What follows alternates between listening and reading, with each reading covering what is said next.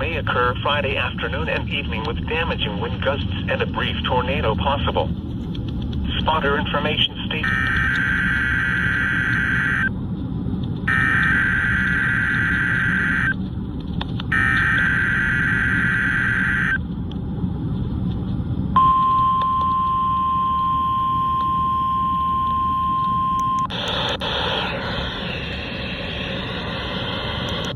The preceding was a test of the National Weather Service Emergency Warning System.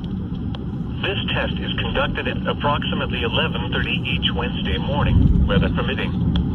If this had been an actual emergency weather situation, the warning alarm would have been followed by an actual watch or warning. Reception of this broadcast and the warning alarm will vary at any given location. This variability, normally more noticeable at greater distances from the transmitter, will occur even if you are using a quality receiver in perfect working order. To provide the most consistent warning service possible, the warning alarm will normally be activated for warnings in selected watches within a 40-mile radius of the Buchanan and Lagrange transmitters.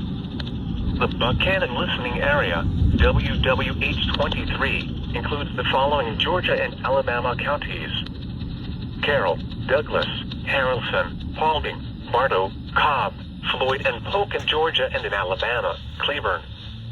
The Lagrange listening area, KXI76, includes the following Georgia and Alabama counties: Carroll, Coweta, Heard, Meriwether and Troup in Georgia and in Alabama, Chambers and Randolph. This concludes the weekly test of the warning alarm system.